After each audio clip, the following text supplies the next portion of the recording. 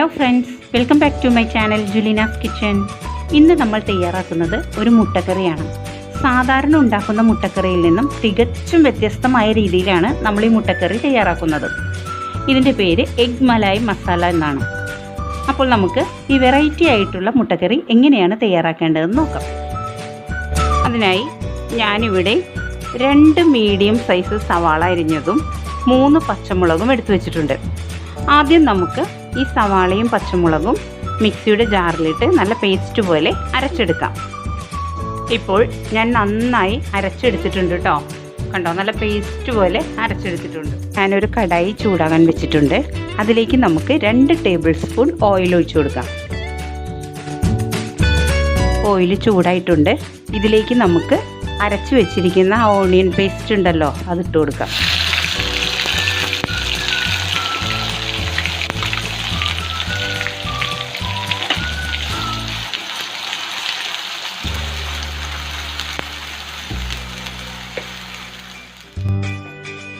ഇനി ലോ ഫ്ലെയിമിൽ വെച്ചിട്ട് നമുക്കൊരു 2 മിനിറ്റ് നേരം ഇതിങ്ങനെ ഒന്ന് വഴറ്റി കൊടുക്കാം കേട്ടോ.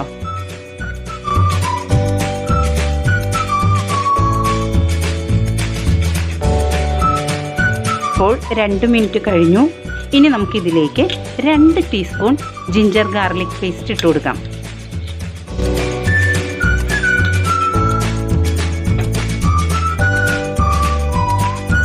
ഇനി ഇതിൻ്റെ പച്ചമണമൊക്കെ ഒന്ന് മാറുന്നത് വരെ നന്നായി വഴറ്റിയെടുക്കണം കേട്ടോ. ഇതിൻ്റെ ജലാംശമൊക്കെ മാറി ഇതൊന്ന് ഡ്രൈ ആയി വരണം. ഇപ്പോൾ ഒരു 5 മിനിറ്റോളം നമ്മൾ ശരിക്കും വഴറ്റി കഴിഞ്ഞു. ഇതിൻ്റെ ചുറ്റും എണ്ണയെല്ലാം നന്നായിട്ട് തെളിഞ്ഞു വന്നിട്ടുണ്ട് കേട്ടോ. ചെറിയൊരു കളർ ചേഞ്ച് വന്നിട്ടുണ്ട് കണ്ടോ, ഇത്രയും മതി. ഇപ്പം നന്നായി എണ്ണയൊക്കെ തെളിഞ്ഞു വന്നിട്ടുണ്ട്. ഇനി നമുക്കിതിലേക്ക് 1 ടീസ്പൂൺ ചെറിയ ജീരകം ഉണ്ടല്ലോ, അതൊന്ന് റോസ്റ്റ് ചെയ്ത് പൊടിച്ചതാട്ടോ, അതിട്ട് കൊടുക്കാം. 1 ടീസ്പൂൺ കുരുമുളക് പൊടിച്ചത്, 1 ടീസ്പൂൺ ഗരം മസാല, ആവശ്യത്തിന് ഉപ്പ്. ഇതെല്ലാം കൂടെ നന്നായി ഒന്ന് മിക്സ് ചെയ്യാം.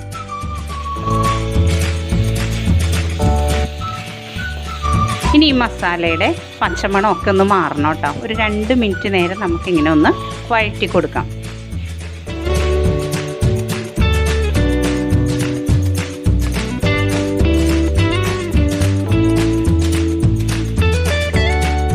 ഇതിലേക്ക് ഞാനൊരു അല്പം മഞ്ഞൾപ്പൊടി ഇട്ട് കൊടുക്കുന്നുണ്ട് കേട്ടോ.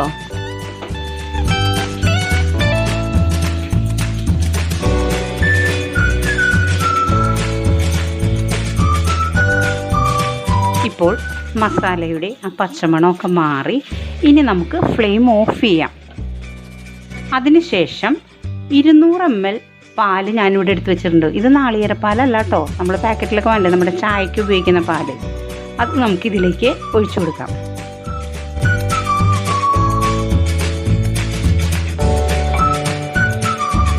ഇനി ഇത് നന്നായി ഒന്ന് മിക്സ് ചെയ്യാം.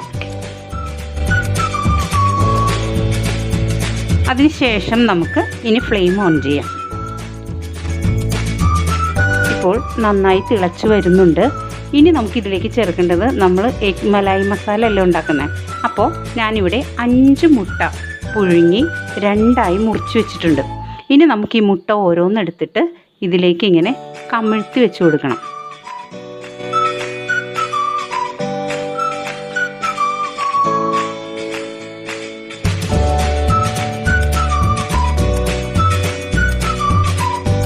ഇനി ഇത് നമുക്ക് ഒരു 2-3 മിനിറ്റ് നേരം മൂടി വെച്ചൊന്ന് വേവിച്ചെടുക്കാം കേട്ടോ. ഈ എഗ്ഗിലേക്ക് ഈ മസാലയൊക്കെ ഒന്ന് പിടിക്കാൻ വേണ്ടിയിട്ടാണ്. ഇനി നമുക്കിതൊന്ന് തുറക്കാം. ഇപ്പോൾ ഈ മുട്ടയെല്ലാം ഇതിനകത്തുള്ള സ്പൈസസ് ഒക്കെ അബ്സോർബ് ചെയ്തിട്ടുണ്ടാവും. ഇനി നമുക്ക് ഇത് തിരിച്ചിട്ട് കൊടുക്കാം. ഇപ്പം നമ്മൾ കമിഴ്ത്തിയല്ലേ വെച്ചിരിക്കുന്നത്, ഇത് നമുക്ക് തിരിച്ചിടാം.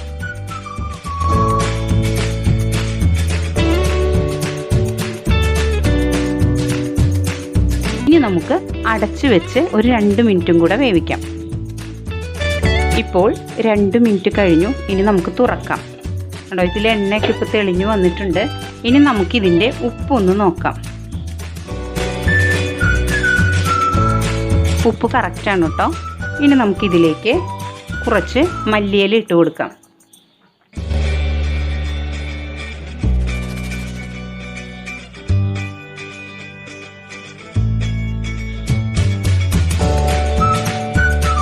ഇനി നമുക്ക് 1 മിനിറ്റ് ഒന്ന് മൂടി വയ്ക്കാം. ഇപ്പോൾ 1 മിനിറ്റ് കഴിഞ്ഞു. ഇനി നമുക്കിത് തുറക്കാം. കണ്ടോ, ചാറൊക്കെ നന്നായിട്ട് കുറുകി നന്നായി വന്നിട്ടുണ്ട്. ഇനി നമുക്ക് ഫ്ലെയിം ഓഫ് ചെയ്യാം. എഗ് മലായി മസാല റെഡി ആയിട്ടോ. ഇനി നമുക്കിതൊരു സെർവിങ് ഡിഷിലേക്ക് മാറ്റാം.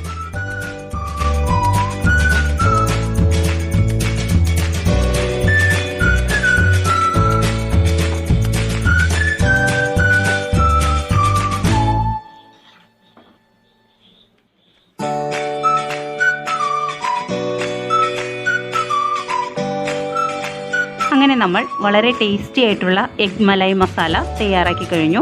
നിങ്ങൾക്ക് എല്ലാവർക്കും ഇത് ഇഷ്ടമായിട്ടുണ്ടാവുമെന്ന് വിശ്വസിക്കുന്നു. വളരെ വ്യത്യസ്തമായ ഈ മുട്ടക്കറി നിങ്ങളെല്ലാവരും ട്രൈ ചെയ്യണം. ഇത് ചപ്പാത്തിയുടെ കൂടെ, പൊറോട്ടയുടെ കൂടെ, പത്തിരിയുടെ കൂടെ, ചോറിൻ്റെ കൂടെ ഒക്കെ കഴിക്കാൻ വളരെ ടേസ്റ്റിയാണ്. അപ്പോൾ നിങ്ങളെല്ലാവരും ഇത് ട്രൈ ചെയ്യണം. അപ്പോൾ നമുക്ക് മറ്റൊരു ടേസ്റ്റി റെസിപ്പിയുമായി വീണ്ടും കാണാം. താങ്ക്